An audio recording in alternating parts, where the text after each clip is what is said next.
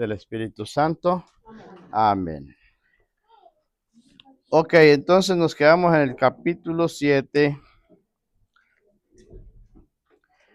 Miramos ya la eficacia, sí, claro, la eficacia de la palabra de Dios. Ahora vamos a entrar en el capítulo 7, que es el canon de la Biblia. En este libro que estamos viendo, Palabra de Vida, del padre Flaviano Amatuli, es un libro que trae variación de temas. Y lo que nos gusta porque nos forma de diferentes maneras. Hemos visto la eficacia de la palabra de Dios, entre algunos otros temas, y ahora nos tocó el canon de la Biblia. Hay veces que nosotros estamos en la iglesia, estamos en formación, o quizás comenzamos a formarnos y existen palabras que hay veces que las escuchamos, pero no sabemos realmente qué es lo que significa, ¿no? Por ejemplo, la palabra canon. Todos ya saben lo que significa la palabra canon. Levante la mano el que no sabe qué significa la palabra canon. Canon significa lista de libros. La lista de libros, o sea, el canon bíblico, la lista de los libros de la Biblia. Sí, los que ya están canonizados, por eso es el canon. ¿Por qué? Porque dentro de muchos libros se eligieron únicamente 73 libros, fueron elegidos como palabra de Dios. Por eso es la palabra canon, el canon de la Biblia, la lista de los libros de la Biblia, ¿no? Entonces dice el padre Amatuli, la pregunta que les acabo de hacer, ¿qué significa la palabra canon? Canon es regla, medida o norma. Actualmente se usa para designar la lista de los libros sagrados. Entonces, el significado es regla, medida o norma, ¿no? Entonces, ese es el canon bíblico de nosotros con 73 libros. Hay otro canon de la Biblia, que es el de la Reina Valera. Ese tiene 66 libros. El de nosotros tiene 73. ¿Qué es la canonicidad? Es el reconocimiento y la aceptación oficial de parte de la Iglesia del carácter inspirado de uno o varios libros. Eso viene siendo la canonicidad. Tardo mucho para decir esa palabra, pero eso viene siendo, ¿verdad? Es el reconocimiento y la aceptación oficial de parte de la iglesia del carácter inspirado de uno o de varios libros. Los 73 libros que nosotros tenemos como lista de la Biblia, como el canon bíblico, es inspirado por Dios. La iglesia así lo definió. Entonces, muchas de las veces, por ejemplo, existen preguntas que hay veces que no nos las hemos hecho.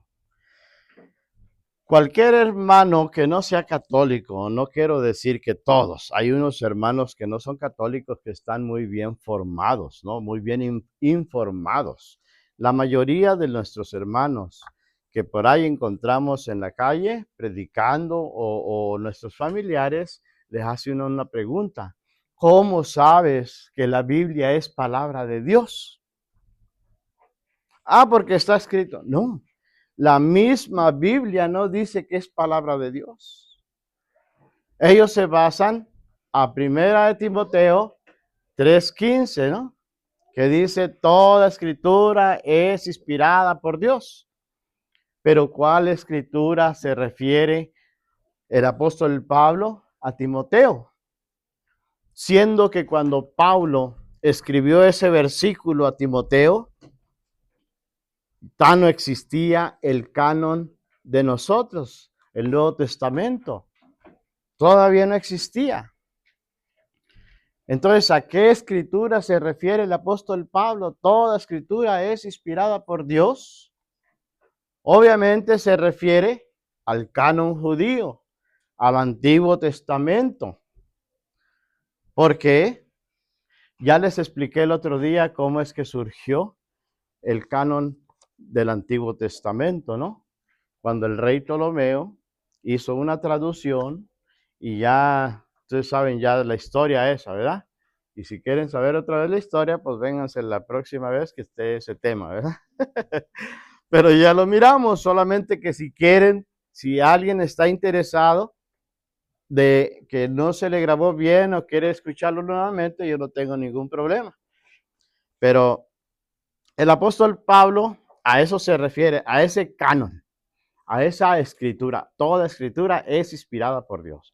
La pregunta que surge entre nosotros, por ejemplo, el Evangelio de San Mateo. En ninguna parte del Evangelio de San Mateo dice, yo Mateo escribo este Evangelio, o escribo estas palabras o estos versículos, ¿no? Nunca van a encontrar eso. ¿Quién dijo que Mateo escribió el Evangelio de Mateo? ¿Quién declaró eso? La iglesia fue la que después de una inspiración, una investigación, dijeron entonces estos escritos provienen del apóstol Mateo y le pusieron arriba el título Evangelio según San Mateo. La otra vez me dijo un hermano, dijo, oiga, dijo, yo tengo una duda. ¿Por qué la Biblia dice según San Mateo, según San Pedro, según San Lucas? Digo, ¿usted estuvo ahí cuando Jesucristo anduvo aquí? No. Entonces, esos escritos, ellos los pusieron y nosotros decimos, por ejemplo, si don Abel le digo, ¿cuántos años tiene usted, don Abel? Y él me dice 45. Entonces, me dice Santa, ¿cuántos años tiene don Abel? Le digo, según él, tiene 45. ¿Sí? Eso quiere, o sea, eso proviene de él. Entonces, ese es uno de los puntos que nuestros hermanos no se preguntan y si se preguntan no tienen respuesta. ¿Cuál es la otra pregunta? Sería, por ejemplo, ellos dicen que la Biblia y solamente la Biblia. Si ustedes les dicen, ¿qué fue primero? ¿La iglesia o la Biblia? ¿Qué fue primero? La iglesia. Entonces, la iglesia es la que hizo la Biblia. ¿Cuál iglesia? ¿La mormona? ¿La de los testigos de Jehová? ¿Los pentecostales? ¿Cuál iglesia? La iglesia católica. Ella es la que hizo la Biblia, ¿sí? Entonces, ella es la que hizo el canon bíblico. Ella fue la que dijo, esto es la Biblia solamente dentro de muchos escritos, solamente 27 entran en el canon del Nuevo Testamento, ¿no? Dice el padre Maturi en la siguiente pregunta, ¿cuántos libros contiene el canon?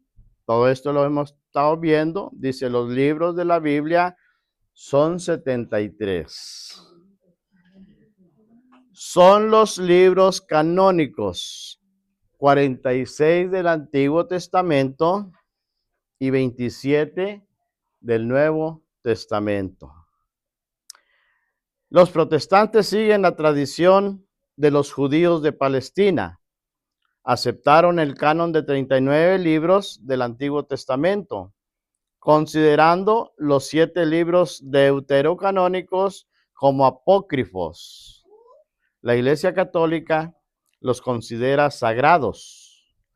Los denomina deuterocanónicos, ya que fueron incorporados al canon en un segundo tiempo o momento. Los hermanos separados, cuando ustedes les dicen que la Biblia católica es la verdadera, no, dice, la Biblia católica tiene 7 libros apócrifos. La iglesia no los llama apócrifos. La iglesia los llama deuterocanónicos, de una lista que se agregó, ¿no? ¿Por qué la iglesia puso esos libros? Porque la iglesia, después de como viene desde Cristo, Cristo utilizó mucho esos libros, los apóstoles utilizaron esos libros. Salud. Entonces la iglesia dice, estos son sagrados. ¿Por qué? Porque Cristo utilizó estas literaturas. Pero obviamente, ustedes ya también les conté por qué existe la otra Biblia. ¿Quién eligió esa Biblia? Una Biblia que proviene de un canon antijudío. Estos judíos no creían en Jesús. Estos judíos no creían que esos libros fueran inspirados por Dios. Por eso no los aceptaron, ¿no? Ok. ¿Tienen preguntas hasta ahorita? Ok. Dice, ¿cuáles son los libros protocanónicos? Son los libros que desde un principio el pueblo de Dios los ha recibido como inspirados y han estado presentes en la actividad litúrgica de la iglesia del Antiguo Testamento. Son 39 y del Nuevo Testamento son 20. ¿Sí? Luego son los libros protocanónicos. ¿Cuáles son los libros deuterocanónicos? Los libros que en algunas comunidades no eran usados en la liturgia, por lo que no había aceptación general, y en el segundo momento han entrado a la liturgia y aceptación oficial de la iglesia de manera general. Estos son el Antiguo Testamento, Baruch, Tobías, Judith, Eclesiástico, Sabiduría, Primera y Segunda de Macabeos. Nuevo Testamento, Hebreos, Santiago, Judas, Segunda de Pedro, Segunda de Juan, Tercera de Juan y Apocalipsis. Es importante señalar que la Biblia que usaban los judíos de la diáspora fueron de Palestina. Contenían los libros deuterocanónicos del Antiguo Testamento. Los apóstoles y los primeros evangelizadores usaban también este canon largo. Algunos libros deuterocanónicos son citados también en el Nuevo Testamento. Eclesiástico 28, 13 al 26, Santiago 3, 1 y 12. O sea, aquí tiene las citas bíblicas por las cuales la iglesia se decidió a que estos libros también tenían que entrar en el canon de la iglesia, ¿no? Dice Hebreos, hay incluso alusiones a los apócrifos. Judas 9, Asunción de Moisés, Enoch, JDS, no me recuerdo. ¿Sería Judas? Sí, porque en 14. Ok. Enoch. Ustedes saben, el Antiguo Testamento habla del libro de Enoch, ¿no? Ok, inclusive esos también estaban, como dice el padre Amatuli, hay alusiones también en que se utilizaban en ocasiones, ¿no? ¿Cuáles son los libros apócrifos? Apócrifo significa oculto. Además de los escritos bíblicos canónicos, existió otro tipo de literatura de temática religiosa que, sin embargo, no entró a formar parte de la lista de los libros sagrados. A estos libros se les llamó apócrifos porque su contenido se considera secreto y su enseñanza se mantenía oculta.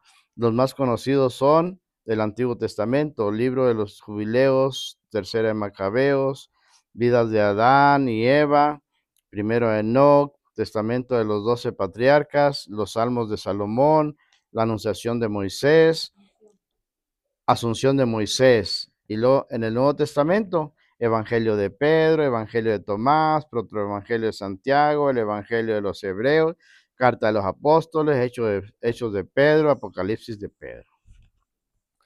Me voy a parar un ratito aquí en esto, que nos quiere decir que estos libros existen, pero estos libros no entraron dentro de la lista de la iglesia. ¿Por qué? Porque, como dice el padre Amatuli, estos libros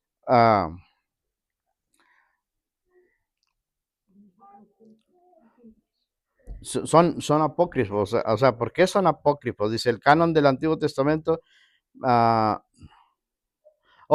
Dice, además los escritos bíblicos canónicos, existió otro libro de literatura de temática religiosa que, sin embargo, no entró a formar parte de la lista de los libros sagrados. A esto se les llama apócrifos, porque mantenían oculta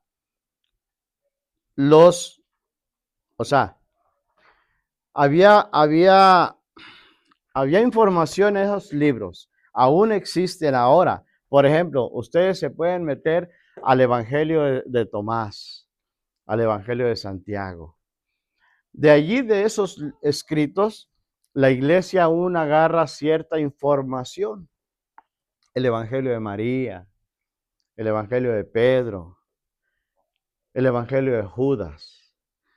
¿Cómo qué información? De ahí salen los padres de la Virgen María, que no vienen en la Biblia. Ahí salen alguna información, por ejemplo, vamos a decir, ¿por qué la iglesia no los reconoció, no los puso así de esa manera? Porque vienen contenidos como muy exagerados, no sé cómo nombrarle yo, como por ejemplo, en un evangelio que dice que Jesús hacía unos pajaritos así de barro y les soplaba y salían volando, o sea, como muy fantasiosos, ¿no? Entonces, esos libros aún la iglesia los conserva. Son apócrifos, o sea, ocultos, porque tienen contenido que la iglesia tiene información. Nosotros ya ahorita con la tecnología también tenemos nosotros información a ellos, ¿no? Sí, Evangelio de Tomás, el Evangelio de María, el Evangelio de Santiago, esos. Pero, ¿cuál fue, digamos, la razón por qué estos 4 evangelios están en el canon de nosotros?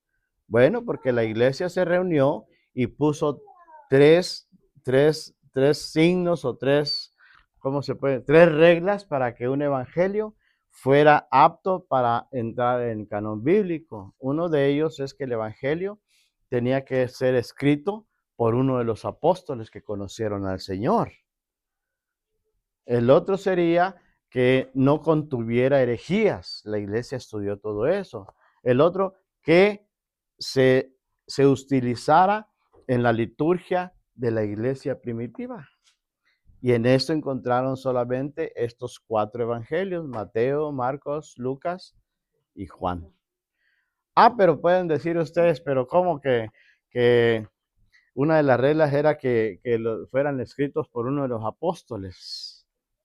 Marcos no era apóstol de Jesucristo, o sea, directamente.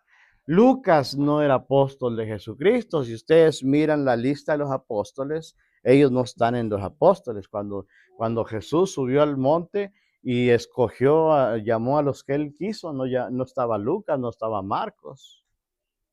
¿Por qué están en el canon bíblico? ¿Por qué? Porque Marcos era el secretario de Pedro. Y Marcos escribe con la memoria de Pedro.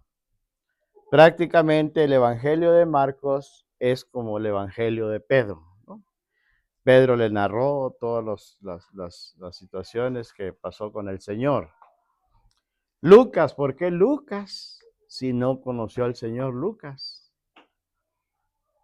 Pues en su Evangelio, Lucas escribe 2 cartas, el Evangelio de San Lucas y el Evangelio de los Hechos, el libro de los Hechos.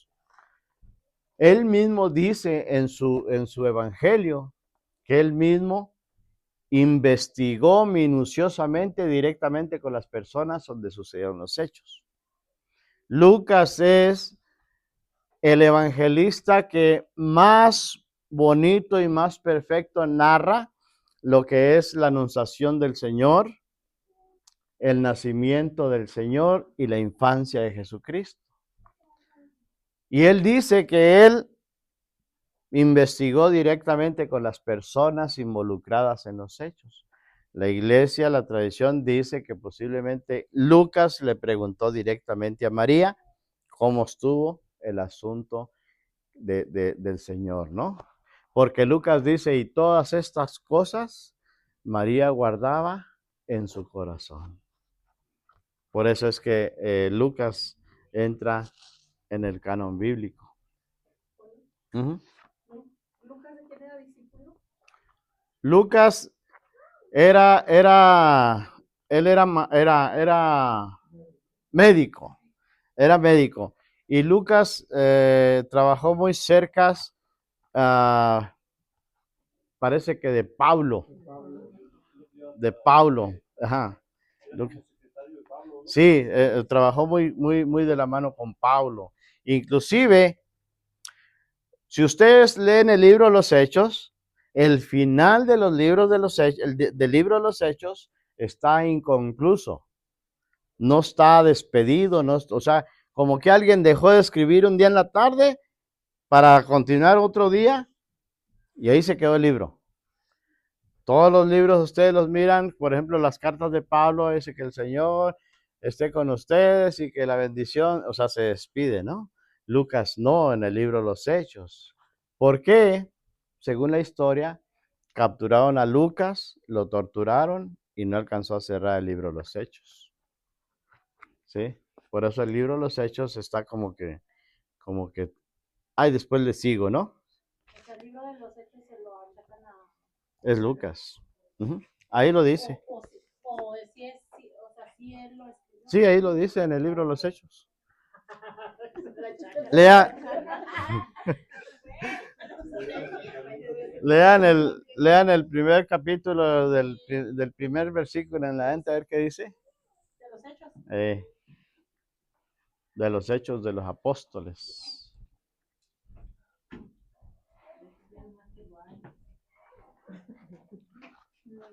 Me gusta ayudar a los que vienen a este grupo. Mire, los Hechos está entre Génesis y Apocalipsis. Ahí lo van a encontrar. Es seguro. Sí. 1.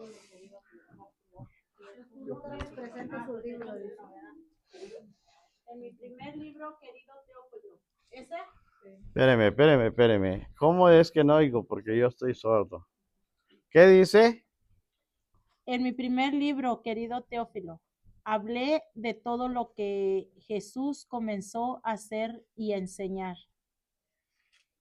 Al final del libro, Jesús daba instrucciones mediante el Espíritu y a los apóstoles que había elegido y era llevado al cielo. Ok, el primero dice, en mi primer libro, mi querido, ¿qué? Teófilo. Ahora vamos a Lucas capítulo 1. Lucas capítulo 1, versículo 1.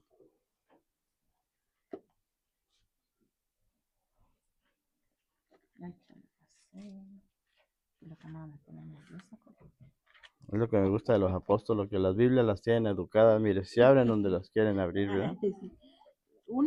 Lucas 1:1. Lucas 1:1. Algunas personas han hecho empeño por ordenar una narración de los acontecimientos que se han cumplido entre nosotros, tal como nos han sido transmitidos por aquellos que fueron los primeros testigos y que después se hicieron servidores de la palabra. ¿Me sigo? Después de haber investigado cuidadosamente todo desde el principio, también a mí me ha parecido bueno escribir un relato ordenado para ti, ilustre Teófilo. Ahí está, ¿verdad?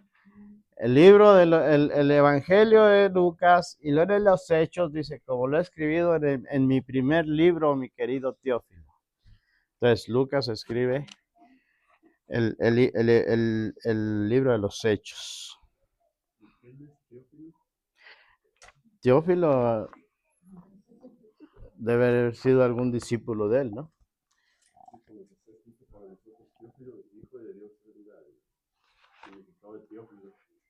El significado del nombre de Teófilo, ¿verdad? ¿Qué significa?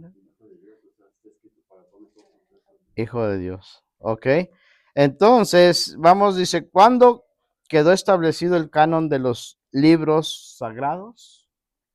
El canon del Antiguo Testamento para los judíos quedó fijado más o menos a finales del siglo I y principios del segundo después de Cristo. La Iglesia Católica recibió de los judíos el Antiguo Testamento, pero pronto comenzó a utilizar a la par los escritos del Nuevo Testamento, Primera de Tesalonicenses 5:27, y lo otro que busque Colosenses 4:16. Otro que busque Segunda de Pedro 3:14 al 16. El primero que lo tenga me hace una seña para acercarme porque yo no escucho muy bien. Primera de Tesalonicenses 5:27. Todo esto lo hemos ido desenvolviendo. Segunda de Pedro 3:14 al 16. Usted tiene Primera Tesalonicenses 5:17. 17. Digo, perdón, 5:27. Les ordeno en nombre del Señor que se lea esta carta a todos los hermanos. Que la gracia de Cristo Jesús, nuestro Señor, sea con ustedes. Ahí se despide. Ok, exactamente. Allí se está utilizando un escrito que se puso encima de la Biblia judía. ¿Usted qué tiene? ¿3? Segunda de Pedro 3:14 al 16. Ajá. ¿Qué dice Segunda de Pedro 3:14 al 16? Con una esperanza así, queridos hermanos, esfuércense para que Dios los encuentre en su paz, sin mancha ni culpa. Consideren que la paciencia de nuestro Señor es para nuestra salvación, como lo escribió nuestro querido hermano Pablo con la sabiduría que le fue dada. Insiste sobre esto en todas sus cartas. Hay en ellas algunos puntos difíciles de entender que los ignorantes y poco firmes en la fe interpretan torcidamente para su propio daño, como hacen también en las demás escrituras. Ok, estos escritos y en las demás, ¿cuáles demás escrituras? Se han puesto a pensar, dice, estos escritos de nuestro hermano Pablo, algunos indoctos en la fe lo tuercen, como dice, lo interpretan mal para su propia perdición, dice algunas versiones, dice, así como lo hacen con las otras Escrituras, con las demás escrituras, el Antiguo Testamento. Por eso la iglesia va figurando los escritos de los apóstoles y va agarrando una lista, como dice el padre Amatuli. Dice, poco a poco se fue fijando la lista de los libros, tanto del Antiguo Testamento, tomando el canon largo de 46 libros, como del Nuevo Testamento, incluyendo los deuterocanónicos. Vamos a ver Colosenses 4:16. ¿Quién lo tiene? A ver. Colosenses 4:16. Después de que sea leída esta carta de ustedes, procuren que sea leída también en la iglesia de la Odisea y consigan por su parte la que ellos recibieron para leerla a ustedes. Ok. Una de las reglas para ponerlo en el canon bíblico, un escrito, era que se utilizara ese escrito en la liturgia de la iglesia. Estamos viendo nosotros cómo los apóstoles dicen, esta carta quiero que sea leída en las comunidades, ¿verdad? Entonces, ¿cómo la iglesia va formando el canon bíblico que tenemos ahora. Ahora, saliéndome un poquito del tema, pero que tiene sentido lo que les voy a decir, nuestros hermanos separados dicen que la Biblia católica tenía secuestrada la Biblia, o sea, que la Iglesia católica tenía secuestrada la Biblia. Sí les han dicho por ahí esas cosas. No, es que la Iglesia católica tenía encadenado, tenía secuestrada, a mí me han dicho, tenía secuestrada la Biblia. No. Ellos acomodan o piensan que el tiempo siempre fue como ahorita, que donde quiera hay libros, Biblias, quiero decir, ¿no? En ese entonces que se hizo la Biblia, no había imprenta. La Biblia se tenía que proteger, porque no había Biblias donde quiera. No cualquier persona podía tener una Biblia. Por ejemplo, Jorge decía, yo quisiera tener una Biblia como la que tiene el cura allá. ¿Saben qué tenía que hacer Jorge? Pagarle a una persona que se dedicaba a escribir 3 años de su sueldo para que le hiciera una Biblia. ¿Se imaginan? Pagar 3 años a una persona para obtener una Biblia. No estaba la Biblia en donde quiera. En una ocasión se quemó un monasterio donde estaba la Biblia y que gritaban, salven la Biblia, salven la Biblia. Y gritó un monje, salven a Jerónimo, él se la sabe toda en la cabeza, la trae aquí. Porque él fue el que la tradujo, ¿no? Salven a Jerónimo, que no se queme para que nos haga otra, ¿no? Entonces, fíjense qué maravilla, ¿no? Ahora yo me maravillo cómo el padre Amatuli se dio ese tiempo para ir acomodando cada cita bíblica en su lugar, ¿no? Comprobándonos a nosotros y dándonos esta enseñanza que cualquier persona común la puede entender. Nosotros estamos entendiendo todo esto, ¿no? Toda esta formación del canon, ¿sí? ¿O tienen dudas? ¿Cómo el padre Amatuli, mira, aquí eso lo dice, las pruebas donde la iglesia se basó para decir estos libros son canónicos. Porque no crean que, no crean que esto pasó en 10 años que escribió ese libro.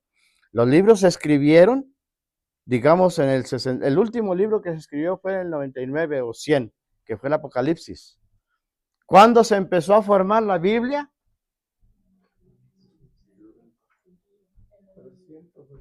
382. 382 más o menos se comenzó a recopilar los escritos.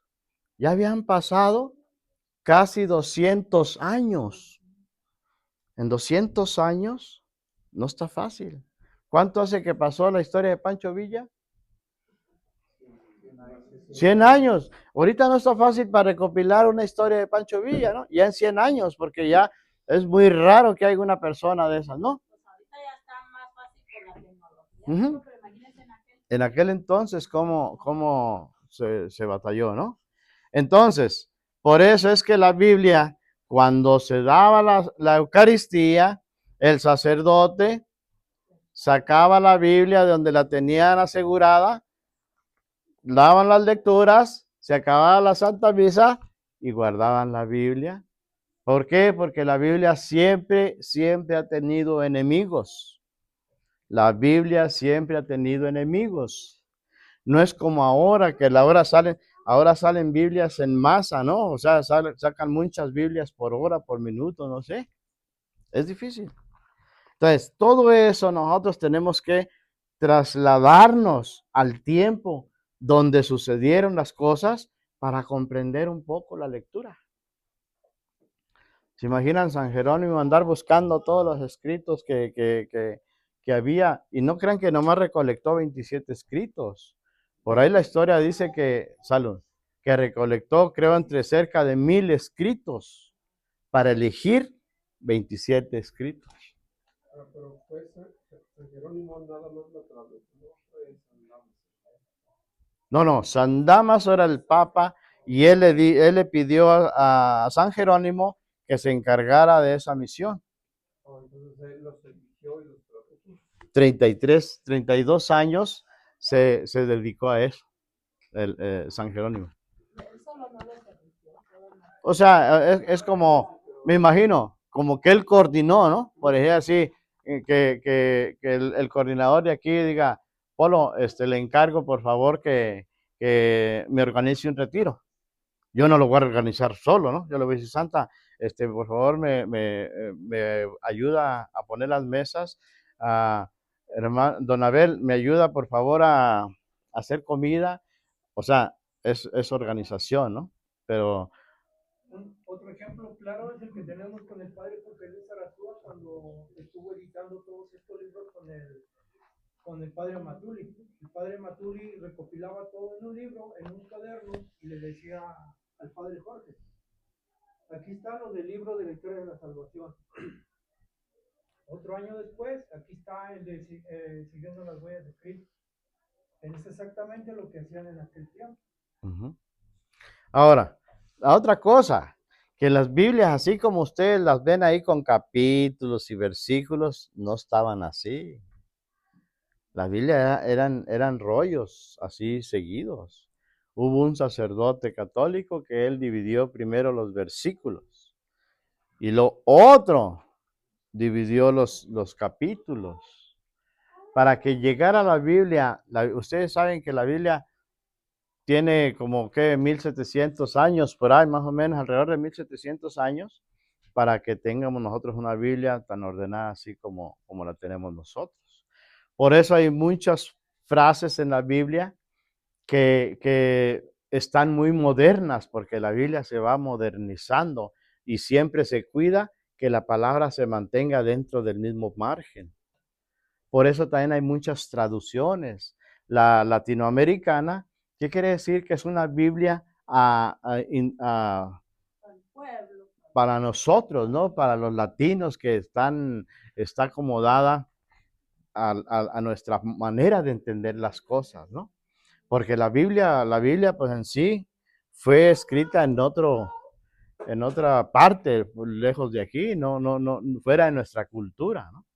Oiga, Polo, y luego le dice uno a los hermanos Pero es que no escucho yo porque me anda fallando un oído. Luego le dice uno a los hermanos separados de que quién hizo la Biblia y dice que Dios, o sea, que Dios hizo la Biblia. Ellos piensan que la aventó del cielo, yo no sé, o sea, automáticamente. Claro, porque cuando no hay una respuesta, cualquier cosa es buena, ¿no? Pero luego hay el católico por ahí que se la cree porque tampoco conoce la verdad, ¿no? En una ocasión en mi pueblo estaban unas personas, unos testigos de Jehová, la mamá y el hijo, ya grande el hijo, y me empezaron a evangelizar. Entonces les pregunté yo que desde cuándo venían ellos, ¿verdad? Desde cuándo habían nacido los testigos de Jehová. Y ellos me dijeron que desde el justo Abel, no usted, don Abel, que desde el justo, ya estaba don Abel como diciendo, ay, ya ando en la boca de los testigos de Jehová. Les digo yo, le digo, bueno, mire, una cosa, le digo, yo conozco la palabra de Dios, yo conozco la Biblia. Y hasta donde yo sé, la Biblia dice, ¿usted sabe quién fue Abel? ¿Sí? Dije, fue el segundo hijo de Adán y Eva. Le dije, pero resulta que la Biblia dice que Caín mató a Abel cuando eran jóvenes. ¿De dónde Abel dejó descendencia? Le digo, no puede ser que... Entonces, cuando uno conoce, no lo pueden engarbolar, no lo pueden mover de su fe, ¿verdad? Por eso es necesario estos estudios para que el católico vaya agarrando esa enseñanza y la guarde en su corazón para cuando tenga un problema y que lleguen los hermanos que aprovechando la vulnerabilidad no sé cómo se dice, vulnerabilidad de la persona y lo engarbolan, lo seducen, ¿no? A otra creencia que supuestamente es igual a creer en Dios, pero no es lo mismo. Y uno está con esa fe viva que dice uno, si esto está pasando es porque Dios tiene el control, ¿no? ¿Por qué? Porque nosotros conocemos la palabra de Dios. Y ese es el propósito. Miren la gran bendición del Padre Amatuli, que dio su vida para que la iglesia tuviera estos libros y que nosotros tuviéramos la gran oportunidad de escudriñarlos, de leerlos, de sacarles ese mensaje que el Padre quiere. Por eso es que si ustedes miran aquí estos libros no es para que ustedes se los lleven a su casa y prendan la lumbre por allá o qué sé yo. Estos libros son cuando ustedes los invitan a una fiesta o algo, en vez de regalar una botella de vino, lo empaquetan bien o y lo regalan. De repente van a decir, ah, hay un libro, pero de repente ese libro, algún día que esa persona está desesperada, que está de ociosa o lo que sea, dice, voy a ver qué me regaló esta persona, a ver de qué se trata ese libro. De repente son personas que les gusta mucho la lectura, pues ya lo agarran, empiezan a leer, ya está el Padre Amatuli allí dando el mensaje de salvación. Ha habido personas que vienen a la iglesia porque leyeron un libro, ¿no? Una persona así como, bueno, todos los libros son buenos, pero así el ejemplo que acaba de dar una persona así que uno le da un regalo, ¿qué libro recomienda así en primer lugar? Bueno, vamos a decir que yo recomendaría de primero, la persona, depende de la situación, ¿no? Depende de la situación. Por ejemplo, hay una persona que está sufriendo mucho. Mire, tenemos sufrir con Cristo. Sufrir con Cristo, que no es lo mismo a sufrir con Cristo que sufrir sin Cristo, ¿no? Con Cristo el sufrimiento, Dios lo acompaña a uno, le dice, tranquilo, tranquilo, espérame. Entonces, hay esa esperanza, hay esa... Le platicaba yo el otro día a un hermano que, pues, decía que él quería meterse más a la iglesia, que él iba muy seguido a la misa, pero nada más, pero que si él sí quería, que se sentía. Le dije, mire, servir a Dios en un grupo como lo que estoy yo en Apóstoles de la Palabra, se siente algo que no se puede explicar, porque es algo espiritual, ¿verdad? Le dije, pero hay cuenta, no sé cómo decírselo, pero hay cuenta que usted se está comiendo un burrito porque tiene mucha hambre, pero voltea y ve a un niño allá que está mirándole y se le cae la baba porque ese niño tiene 3 días sin comer. Y dice usted, híjole, se lo voy a regalar. Se lo regala. A usted se le quedó el hambre, pero usted se siente feliz porque le quitó el hambre a otra persona, a un niño. Eso se siente, esa es la paz, sentir la paz de Dios. Saber que hicimos algo bueno. Nos cansamos, claro que nos cansamos, pero se cansa uno satisfecho porque dice, ay Señor, pues bueno, por lo menos ando haciendo lo que nos has encomendado. Porque no es que si queremos, Jesucristo dijo, vayan, vayan. No dijo, si no tienen otra cosa que hacer, vayan y evangelicen. No, vayan y prediquen el evangelio, ¿no? Eso es, ahora, podemos una persona que quiera iniciar la fe cristiana, conocer la Biblia. Aquí tenemos la historia de la salvación. Este libro es muy bueno porque este libro nos enseña desde Génesis hasta el Apocalipsis, los patriarcas. Tenemos este libro también que es 100% apologético. La respuesta está en las Escrituras. Este libro aquí encontramos las respuestas de las preguntas que a nosotros nos tienen nuestros hermanos que se fueron de la Iglesia Católica, pero que no saben por qué se fueron, ¿no? También tenemos este bonito libro para orar con la Biblia.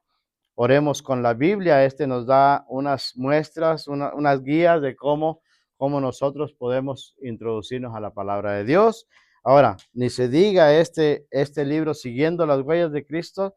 Wow, este libro está muy, muy espiritual.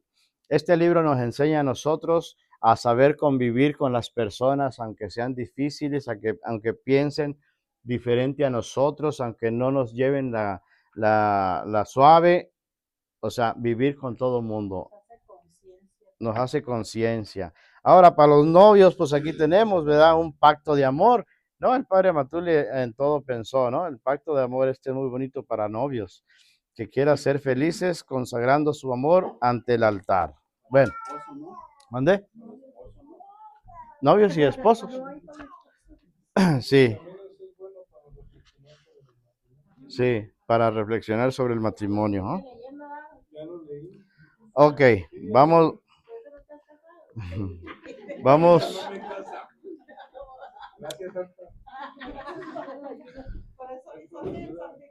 Dice, bueno, y seguimos diciendo, a finales del siglo IV ya se iba definiendo la lista. El concilio de Hipona, año 393, ya presenta la lista de los 46 del Antiguo Testamento y los 27 del Nuevo Testamento. Y esta lista se repite en los concilios tercero y cuarto de Cartago de los años 397 y 419. Se puede decir que a partir del siglo VI, en la práctica ya está definido. ¿Sí es sexto? ¿Una B y un 1? No, yo con los números romanos no ando muy bien familiarizado. Ok, entonces 6, ¿verdad? Siglo VI, en la práctica ya está definido el canon. Sin embargo, fue hasta el Concilio de Trento, año 1546, cuando la Iglesia definió solamente la lista de los libros sagrados, 46 del Antiguo Testamento y 27 del Nuevo Testamento. Fíjense todo el proceso que llevó la Iglesia. La Iglesia es demasiado minuciosa en cada cosa que hace. Hay veces que, a veces que hasta a lo mejor la gente se puede desesperar, ¿no? Al igual que la Biblia, cuando ustedes lean la Biblia del Antiguo Testamento, hay personas que la leen desde el Génesis seguido, continúa así, ¿verdad? Y se tiene una la idea, habló Dios a Moisés, habló Dios a Isaías. Piensa uno que Dios siempre estaba dialogando con el pueblo. Hay veces que de un capítulo a otro capítulo pudieron ver pasado 100 años. Hay veces, por ejemplo, la vida de los jueces. La vida de los jueces, el Señor ungía a un juez por 40 años. Entonces uno piensa que la Biblia, que Moisés se agarró escribiendo todos los días. Ya llevo dos capítulos, a lo mejor en esta semana me avento otros 3 capítulos. No, eso fue muy despacio, ¿no? Bueno, fíjese que sí es cierto lo que dice, porque, por ejemplo, Entonces lo dudaba. cuando lee uno la Biblia, Espérese, es que no oigo.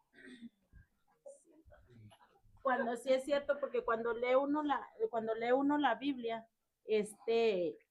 así como está, ¿verdad? Todo ya acomodadito y toda la cosa así como nos explicaba usted ahorita, uno piensa que fue pasando así, seguido. Día O sea, con día, ¿no? prácticamente en un año, en 2 meses, hablaba el Señor con los profetas, o sea, que había los jueces, iba pasando todo así. No, hay capítulos que de un capítulo a otro podían pasar más de 100 años en que el Señor no se manifestaba, ¿sí? Por eso es que hay que entender todas estas cosas. La mayoría de la gente no entiende. Es más, yo mismo no entendía. Yo mismo pensaba que por eso hay tanta juventud, hay tanta juventud y tantas personas que no entienden esto y la cabeza se les hace un enredadero porque dicen, ¿cómo? La ciencia dice esto. La ciencia dice que, digamos, 20 millones de años que la era del hombre. Y la Biblia dice que Génesis hizo Dios al hombre. Bueno, es una historia que tenemos que ir entendiendo conforme la palabra de Dios nos quiere decir, la enseñanza que nosotros queremos llevar. La ciencia no se contradice con la Biblia. La ciencia y la Biblia van de la mano. Simplemente la ciencia ve la creación desde el punto de vista terrenal y la Biblia ve la creación desde el punto de vista celestial, espiritual. Pero hay que saber nosotros entender esas cosas. Sí, es cierto, la mayoría de las personas, yo mismo antes pensaba que la Biblia era un libro continuo que estaba Dios dialogando todos los días con el hombre, que como cronológicamente, era una vida de las personas. No, hay espacios muy largos de la Biblia, ¿no? Entonces, actividades. Contesta las preguntas leyendo el texto que se presenta. La 73. ¿Para qué hay que leer la ley? Deuteronomios 31:9. Bueno, este es como un examen. Nos vamos a brincar a la página 7.4. Y luego es el capítulo 8, que es la interpretación. La interpretación. ¿Ustedes saben por qué hay tantas religiones en el mundo? Porque todo mundo quiere interpretar lo que ya está interpretado, pero lo interpretan a su propia manera.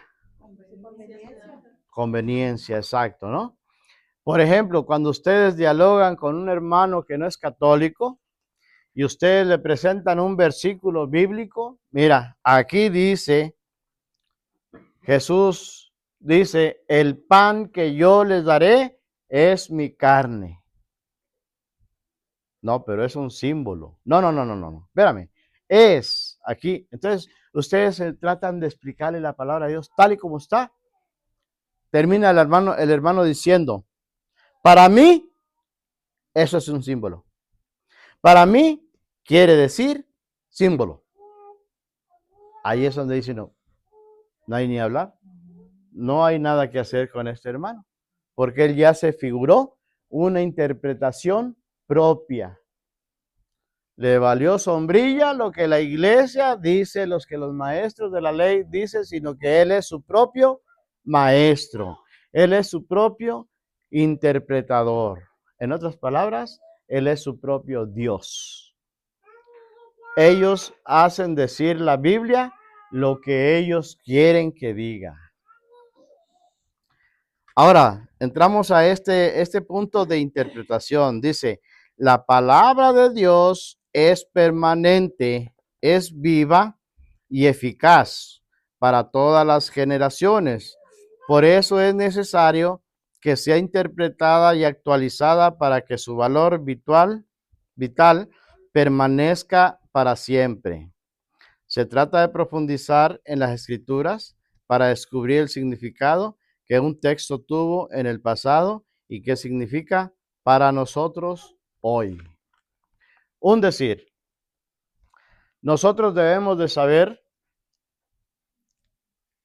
dividir Antiguo y Nuevo Testamento. Por ejemplo, cuando nos hablan de las imágenes. Oye, que no debes de tener imágenes. La Biblia las prohíbe. A ver, hermano, muéstrame en tu Biblia dónde prohíbe las imágenes. Éxodo 24, Salmo 115, dice que no te harás imagen de ninguna de las cosas que estén en el cielo ni en la tierra. Simplemente ustedes díganle, hermano, yo no soy hebreo, yo no soy judío, yo soy cristiano. Muéstrame un versículo del Nuevo Testamento donde Cristo prohíba las imágenes. Pero como a veces no sabemos, a ver, ¿dónde están? Éxodo 24. Mira, ¿y cómo en la iglesia no nos dicen esto? Ay, el hermano tiene razón. 20 años he estado yo ciego. Gloria al Señor Jesús, ya Dios me abrió los ojos y soy salvo. Miren qué fácil, ¿eh? Eso hice yo un día. Entonces, hay que nosotros saber. Sí, yo estuve mucho tiempo en otra iglesia, ¿no? Entonces, hay que saber nosotros como dice el padre Matuli. Dice, tratándose de un libro antiguo, escrito en tiempos diferentes y por numerosas personas con distintas formas de pensar, no es fácil encontrar el verdadero sentido de la escritura. Por eso es necesario contar con un método o principios que nos ayuden a descubrir su sentido auténtico. Hay muchas religiones que son como los camaleones, cambian su doctrina cada cierto tiempo. Por ejemplo, los mormones. Los mormones antes dijo José Smith que Dios Jesucristo le había dicho que él podía tener 7 mujeres para que santificara más al mundo. Ustedes saben, ustedes saben que la Biblia dice, a Pablo le sucedió eso, que le dicen, unos dicen que por ahí que unos son de Pedro, otros son de Apolos, otros son de Pablo, otros son de Cristo. Y lo dice, ¿acaso Cristo está dividido? Ahí tenemos 4 grupos, 4 iglesias. Pablo, Pedro, Apolo y Cristo. ¿Cuáles eran los más rectos? Los de Cristo. Les aseguro que eran los más sinvergüenzas, ¿eh? ¿Por qué? Porque los de Pedro, ¿quién los ponía en orden? Pedro. Los de Pablo, ¿quién los metía en cintura? Y los de Cristo, ¿quién los podía meter en cintura? A mí me habló Cristo y me dijo esto.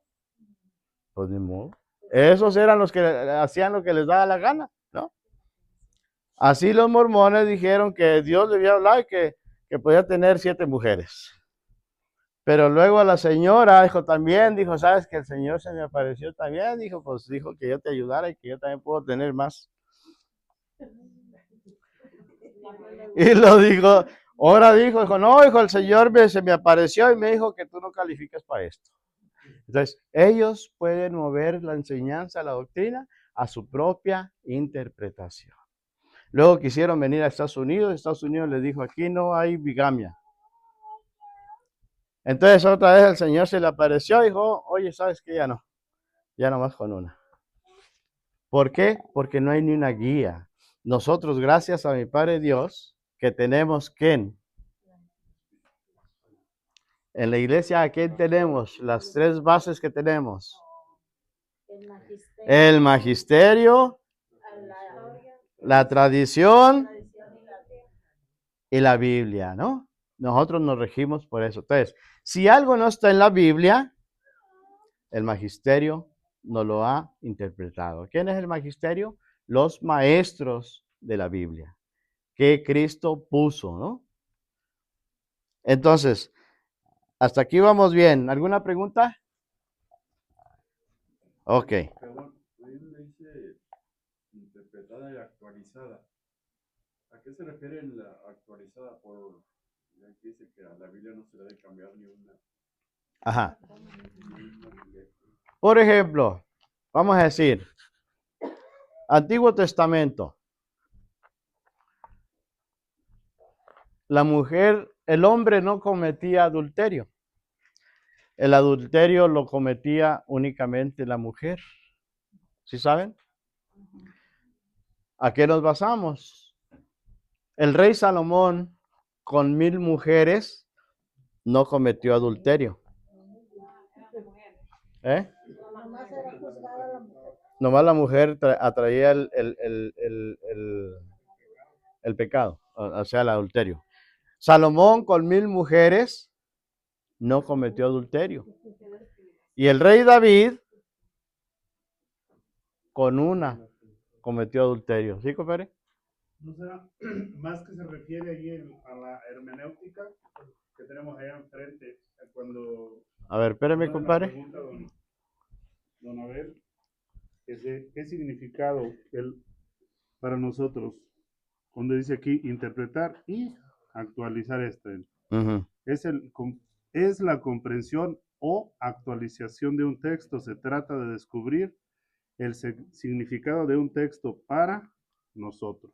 Que responde a la pregunta, ¿qué me dice el texto? Ujú. Así como dice lo escrito, ¿verdad? Del antiguo, ya se escribió en el antiguo, pero ahora se actualiza con esto Ajá, ok. al texto, así como, ¿qué me dice a mí? Ajá. Hoy? Para allá iba solamente, a mí me gusta como relacionar antiguo y nuevo, la diferencia o vamos a decir cómo es una parte y cómo es la iglesia, ¿no? En este caso, Jesús dijo, yo no he venido a cambiar la ley, ¿no? Sino he venido a perfeccionarlo. Estamos hablando cómo es que el Antiguo Testamento era imperfecto. Ahora, la interpretación que se le da en el Nuevo Testamento, Jesús mismo viene en el Nuevo Testamento y lo dice. Recuérdense que se les dijo, no cometerán adulterio, mas ahora yo digo que si alguien mira a una mujer y la desea en su corazón, ya cometió adulterio. Entonces, la palabra de Dios nos está diciendo, Antiguo Testamento, que podemos tener las mujeres que quieramos, ¿no? Pero el Nuevo Testamento, la ley de Jesús, ¿cómo nos la hace que la interpretemos? De que la integridad y la fidelidad y el amor de Dios lo tenemos aquí en el corazón. Cuando nosotros leemos un versículo del Nuevo Testamento, tenemos nosotros la ayuda del Espíritu Santo que nos dice qué es lo que nosotros nos puede ayudar o decir en ese versículo, ¿no? Entonces, por ejemplo, vamos a decir, la iglesia es nuestra Santa Madre. Lo que la iglesia nos dice a nosotros, a veces a nosotros no nos conviene, a veces no nos gusta, ¿no? Pero ¿qué es lo que la iglesia ha interpretado esos versículos para nuestra salvación en nuestra actualidad? Entonces, la palabra se va actualizando. Dice Jesucristo, tengo muchas cosas que decirles ahorita, pero no lo van a entender, les dijo a los discípulos, Nuevo Testamento. Pero luego vendrá el Espíritu Santo y Él los guiará a toda verdad. Entonces, la iglesia se está actualizando. La doctrina de la iglesia es progresiva. Conforme nosotros vamos avanzando, la iglesia está al tanto de nuestra actitud. Ok, entonces, basados con eso que está diciendo de que nos regimos a lo que la doctrina de Jesús, el Nuevo Testamento, nos estamos refiriendo a conforme a las leyes. A ver, permítame un poquito eso. Es que acá casi no se escucha. ¿Otra vez? Ok. Basándonos, entonces, nosotros estamos basando o estamos haciendo lo que Cristo nos dejó escrito, ¿verdad? Lo que nos escribió en el Nuevo Testamento. Uh-huh. Entonces, ¿por qué existe el Antiguo Testamento? Ok. El Antiguo Testamento existe porque es la enseñanza, o se puede decir, para más exacto, el apóstol Pablo, él nos dice, se me dice que en Gálatas, él nos dice que el Antiguo Testamento era como la criada que lleva al niño, al maestro, hasta que el Señor viniera, ¿no? Entonces, el Antiguo Testamento es la base dice el apóstol Pablo, que es la prefigura de lo que iba a ser la realidad. Entonces, la iglesia lo mantiene, ¿por qué? Porque es la base, se ve que dice San Agustín, no me acuerdo, no estoy seguro si es San Agustín, que el Antiguo Testamento es como el capullo, es como la flor que tuvo que morir para dar la semilla. Y el apóstol Pablo dice que era imperfecto. Ahora estamos en la perfección. Por eso Jesucristo dice, un mandamiento nuevo les doy. ¿Qué quiere decir? Que no existía. Antiguo Testamento, ojo por ojo, diente por diente. Ama ¿cómo dice? Ama a tu hermano y aborrece a tu enemigo. Así dice la ley, ¿no? Entonces, Cristo viene y dice, ámense como yo los he amado. ¿Cómo nos ha amado Cristo? Ni siquiera Cristo dice, el Antiguo Testamento dice, ama a tu prójimo como a ti mismo, ¿verdad? Ya Cristo ya no dice eso, porque a veces ni nosotros mismos nos amamos. Sabemos que la cerveza es mala y morimos, mucha gente muere de embriaguez, no se ama a sí mismo. Pero el mandamiento dice, ama a tu prójimo como a ti mismo. Hay veces que yo me miro en el espejo y digo, híjole, qué chaparro, panzón, y cómo estoy greñudo, cómo estoy feo. Ya, mira, a esta edad como las ojerotas que, o sea, ni yo me quiero. Pero Cristo dice, no amen a su prójimo como ustedes, amen a su prójimo como yo los he amado a ustedes. ¿Cómo nos amó Cristo? Hasta morir por nosotros. Hasta morir por nosotros. Entonces, eso es el Antiguo Testamento que lo tenemos, pero en el Antiguo Testamento no hay doctrina católica. Obviamente que muchas cosas que en el Antiguo Testamento no le gustaban a Dios, no le siguen gustando. Pero a lo que iba yo ahorita, que les decía, que la mujer era la que cometía el adulterio, porque el rey David con una sola mujer cometió el adulterio, el peor adulterio de su vida, ¿no? Salomón con 1000 no. Por eso Cristo viene y dice, no cometer, se te dijo, no cometerás adulterio, mas ahora yo digo, cualquiera que mire a una mujer y la desee en su corazón, ya cometió adulterio. Entonces, por eso es de que Cristo viene y perfecciona las cosas. Simplemente el sacrificio del Antiguo Testamento no perdonaba los pecados. El otro día me dijo un pastor, dijo, ¿cómo no? Que sí, perdonaba. Entonces, ¿la Biblia miente? No, no miente. Pero volvemos a lo mismo. El apóstol Pablo dice que era prefigura de la realidad. Si un sacrificio de un toro, de un cordero, perdonaría los pecados, ¿a qué Cristo vino, pues?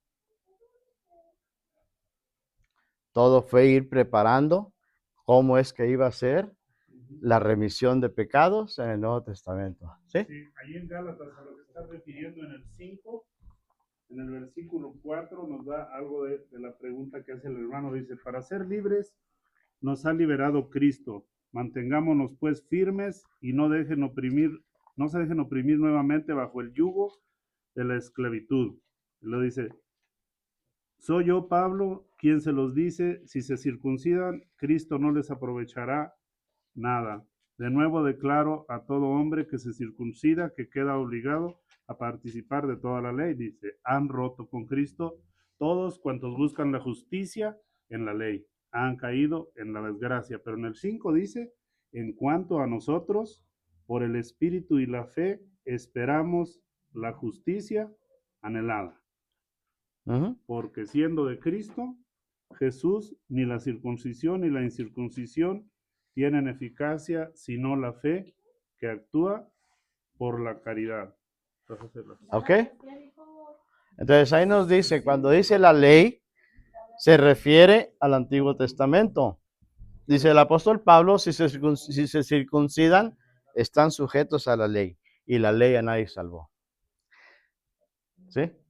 Bueno, para añadir de eso que de lo que dice el hermano de Gálatas, en el capítulo Hechos 14 y 15 es cuando se discute sobre seguir haciendo eso, Circuncisión. circuncisión o no, o dejar eso porque es del Antiguo Testamento. Exacto.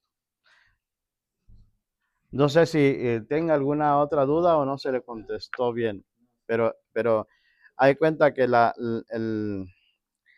iglesia tiene el Antiguo Testamento como base del Nuevo Testamento. Hay cuenta que el Nuevo Testamento salió del Antiguo Testamento. Por eso Cristo en la cruz dijo, todo está cumplido, porque nadie había cumplido la ley. ¿Por qué? Porque la ley, digamos que eran 10 mandamientos, usted podía cumplir 9, pero con uno que fallara, condenación. Por eso dice el apóstol Pablo que la ley atrajo el pecado. Por eso dice la lectura que dice mi compadre, ¿verdad? Que ahora en la fe es donde estamos nosotros firmes, ¿no? Que el que no nos podemos arrendar al Antiguo Testamento. Hay lecturas muy duras en el Antiguo Testamento. Por ejemplo, en el Levíticos eso dice, si tu hijo te desobedece, sácalo afuera y mátalo a pedradas. ¿Se imaginan? Ahí eso te dijo ahorita, compadre, en el 4:4 dice, pero al llegar la plenitud de los tiempos, envió Dios a su hijo nacido de mujer, nacido bajo la ley, para rescatar a los que se hallaban bajo la ley y para que recibiéramos la condición de hijos. Uh-huh.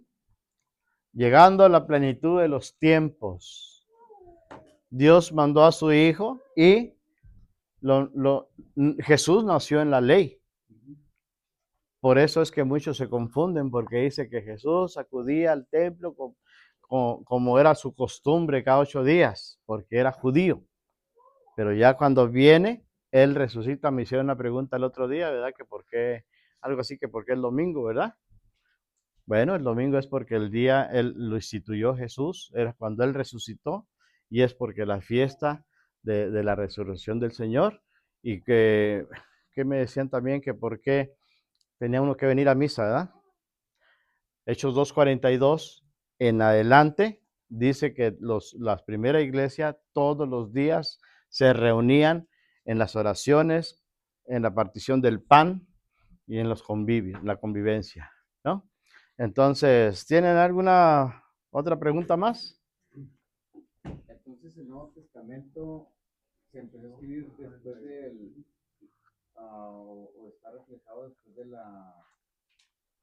sacrificio de Jesucristo, o se empezó a escribir ¿Cómo dice? El Antiguo Testamento, el Nuevo Testamento. el Nuevo Testamento, ¿cómo? El Nuevo Testamento se empezó a escribir o está basado después del sacrificio de Cristo.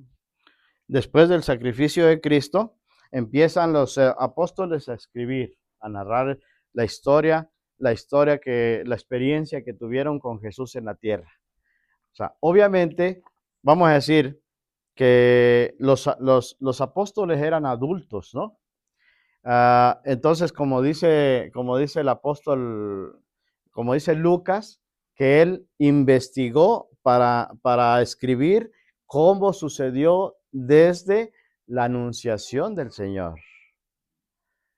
O sea, él narra, no es que él haya estado allí, sino que él narra, la Virgen María le dijo cómo se le apareció el ángel y le dijo, salve, reina, el Señor está contigo, bendita tú entre las mujeres, vas a concebir. O sea, él narra cómo es que María le dijo todas esas cosas, pero ya adulto. Digamos, el primer evangelio se escribe, no estoy seguro, pero por ahí en el año 66, como 33 años después de que Cristo murió. Después de la muerte de Cristo comienzan los escritos. Y luego los escritos ahí se quedan como unos, ¿qué será, Salo? Como unos 300 años más o menos. Y después de todo eso, como en el 382 empiezan a, ¿sí? ¿Usted iba? Oh. Entonces se empiezan a recolectar. Ok, sí. Entonces nos quedamos. Me gustaría haberle dado más, pero la próxima vez lo señalamos para continuar con este mismo párrafo. En la segunda carta de San Pedro, en ese punto, ¿eh? Ahora, pues muchas gracias. Gracias a las personas nuevas que han venido. Ellos vienen el miércoles, ¿verdad? Pero me pidieron que si podían estar ahora, les dije que sí, como quiera, esto está abierto, porque son temas muy bonitos, muy relacionados con la espiritualidad del grupo. No sé qué tal les haya gustado este libro. Entonces, bienvenidos y esperamos que nos sigan acompañando. Y pues muchas gracias a todos, también a todos los hermanos que miren este video, pues les deseamos pues una gran bendición y pues vamos a estar continuamente leyendo este libro, Palabra de Vida, al igual que también llevamos la respuesta está en las Escrituras. Entonces, a todo aquel que pues nos haga el favor de impartir, de comunicar estos temas, se lo agradecemos infinitamente. Gracias y Dios los bendiga. Hasta la próxima.